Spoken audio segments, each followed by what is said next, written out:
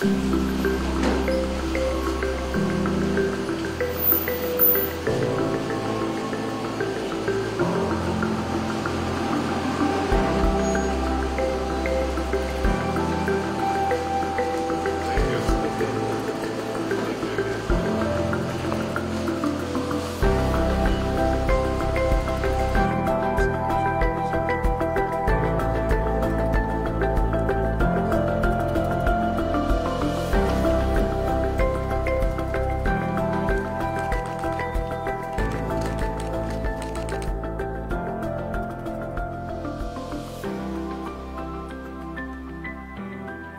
you very much. First of all, I want to thank my brother, President of the Transition, President Goïta. Tout d'abord, permettez-moi de remercier le président Goïta, président de la transition du Mali, pour l'accueil chaleureux dont nous avons été l'objet depuis notre arrivée à Bamako.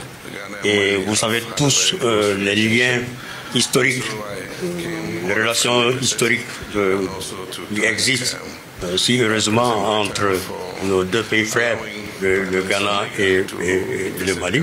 Et je voudrais aussi saisir cette occasion, toujours pour remercier le président Goïta, président de la transition du Mali, pour avoir en son temps délégué chez le Premier ministre du Mali, chef du gouvernement, de le représenter à notre investiture à Accra et aussi de lui envoyer en tant qu'envoyé spécial auprès de nous-mêmes au Ghana en vue d'échanger de justement ces très bonnes relations qui existent entre les deux pays. Et ceci a été positivement ressenti par les populations ghanéennes, par le peuple ghanéen. Et justement, je choisis donc ce moment précis pour vraiment le remercier vivement donc de ce geste qu'il a fait en l'égard donc du Ghana. Donc au-delà de ces remerciements, justement, ça a été pour nous, le président Goïta et moi-même, une opportunité donc de revisiter ces liens donc commerciaux qui existent déjà depuis de très longues dates entre les deux pays.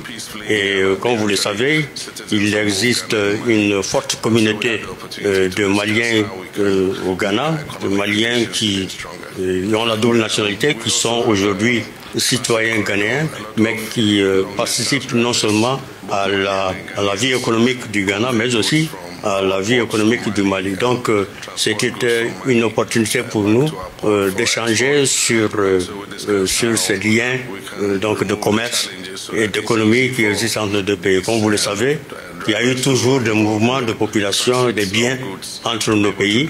Et donc, c'est une opportunité qui nous a été donnée justement de renforcer ces échanges commerciaux donc, qui datent de très longtemps, qui existent entre les deux pays. Vous savez également qu'il existe le corridor sud, c'est-à-dire pour le transport donc des marchandises et des biens donc entre le Mali et le Ghana.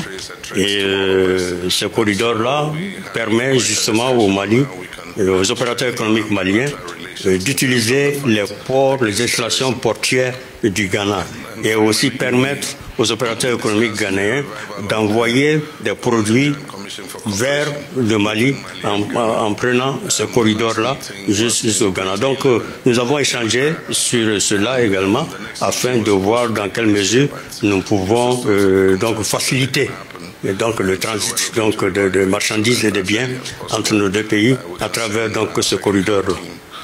Et comme vous pouvez vous y attendre également, nous avons évidemment discuté donc de nos relations de deux pays en termes de coopération en matière de défense et de sécurité afin de mener, de poursuivre la lutte contre le terrorisme. Vous savez très bien que le terrorisme n'existe pas seulement qu'au Mali. Le terrorisme existe au Mali et aussi dans les autres pays de l'Alliance du Sahel, de la Confédération, et qui même au-delà, dans d'autres pays du Sud, notamment le Ghana et d'autres. Alors donc nous avons échangé afin de voir ensemble dans quelle mesure nous pouvons donc mutualiser nos efforts afin de lutter efficacement contre les groupes terroristes, contre le terrorisme, donc dans la sous-région.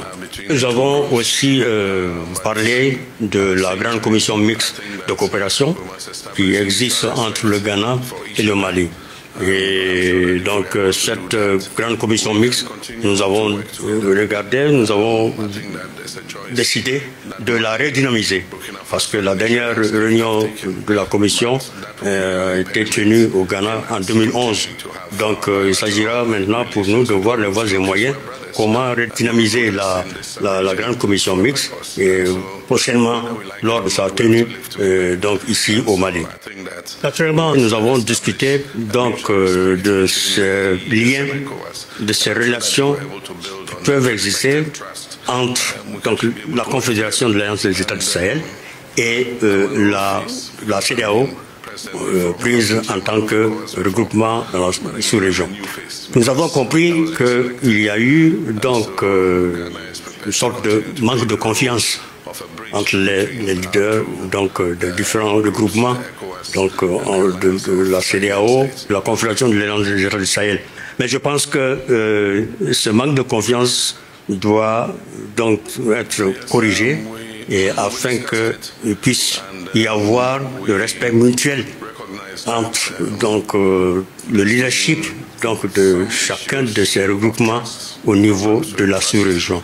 Donc nous allons pouvoir travailler afin que puisse exister des relations donc dignes de son nom entre l'AES, la Confédération donc des États du Sahel qui existe, qui est irrévocable, et aussi la CEDEAO.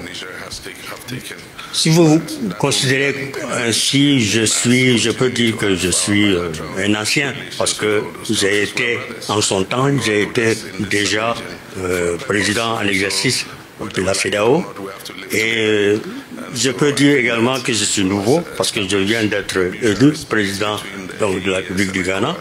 Et je pense que, comme toujours, nous sommes entre nous, nous sommes frères, nous sommes tenus à vivre ensemble. Et donc, Ghana, à travers ma personne, nous avons pris l'engagement de poursuivre donc, cet appui donc, à la Confédération et aussi de travailler à faire en sorte à ce qu'il existe donc, ce lien, ces relations donc, entre les deux regroupements, entre la Confédération des États de l'AES et la CEDEAO, donc dans notre espace ouest africain. Groups, the ECOWAS and the Alliance of Sahelian States.